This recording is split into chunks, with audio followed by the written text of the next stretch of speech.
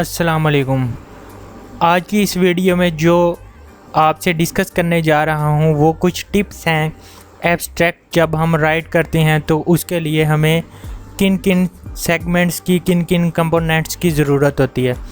تو ویڈیو شروع کرتے ہیں۔ سب سے پہلے ہم دیکھتے ہیں کہ فرسٹ کمپوننٹ کیا ہوتا ہے۔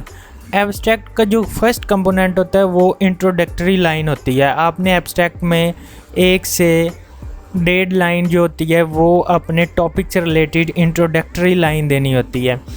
فار ایگزامپل یہ میرے سامنے ایک ایبسٹریکٹ تھا، میں نے اس سے یہ ایک انٹروڈکٹری لائن لی ہے، یہ ایگزامپل کے لیے اس میں دی گئی ہے۔ سیکنڈ کمپوننٹ کیا ہے؟ سیکنڈ کمپوننٹ میں آپ لکھتے ہیں ایمز کیا، کون سے آپ کے ایمز ہیں، اسٹڈی کے کیا ایمز ہیں، ریسرچ کے کیا ایمز ہیں۔ تو اس کے لیے آپ نے آلموسٹ جو 2 سے 3 لائنز ہوتی ہیں آپ نے ورڈ کی ریسرچ پیپر کے اندر یا اپنے تھیسس کے اندر، وہ آپ نے 2 سے 3 لائنز جو ہوتی ہیں وہ آپ نے ایمز کی لکھنی ہوتی ہے۔ جس طرح اس میں بتایا گیا کہ اس اسٹڈی کا جو ہے اس میں کیا انویسٹیگیٹ کیا گیا ہے، اس میں کیا دیکھا گیا ہے۔ اس بعد ہم چلتے ہیں تھرڈ سیگمنٹ کی طرف جس میں آپ نے ایکسپیریمنٹل سیٹ اپ کے بارے میں لکھنا ہوتا ہے۔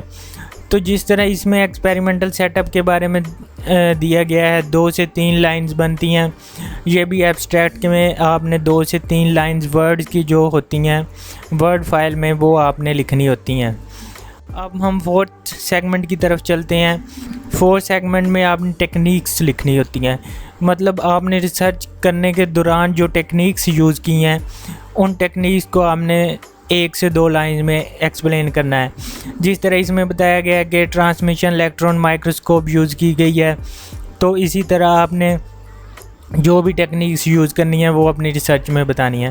پھر ہم چلتے ہیں 5th کمپوننٹ کی طرف جس میں آپ نے ریزلٹس لکھنے ہوتے ہیں۔ ریزلٹس یا آپ کی فائنڈنگ یا آؤٹ کمز جو بھی آتی ہیں آپ کی وہ آپ نے لکھنی ہوتی ہیں۔ اس میں کچھ لائنز زیادہ ہوتی ہیں، یہ 5 to 6 لائنز تک آپ لکھ سکتے ہیں۔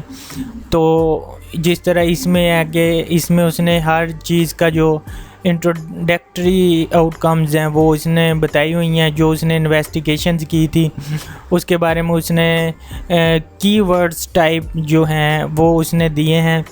تو اس طرح آپ نے اپنے ایبسٹریکٹ میں جو ہیں ریزلٹس ان کو بھی ایکسپلین کرنا ہے 5 to 6 لائنز میں۔ اب ہم چلتے ہیں 6 پوائنٹ کی طرف جس میں اسٹیٹسٹیکل کنکلوژن۔ اس میں آپ نے اپنا کنکلوژن دینا ہے، لیکن آپ نے آفٹر اسٹیٹسٹیکل انالیسس جو آپ نے ڈیٹا لیا ہے اس کو جو آپ نے اسٹیٹسٹیکل انالیسس کیا ہے اس انالیسس کرنے کے بعد جو آپ کی آؤٹ کمز آئی ہیں ان سے جو آپ نے کنکلوژن نکالا ہے وہ آپ نے دینا ہے۔ تو اس طرح جو آپ نے ایک کنکلوژن ہے وہ آپ نے دینا ہے۔ تو یہ کچھ ٹپس تھی ہماری ایبسٹریکٹ رائٹنگ کے بارے میں۔ امید کرتا ہوں آپ کو یہ ویڈیو پسند آئی ہوگی۔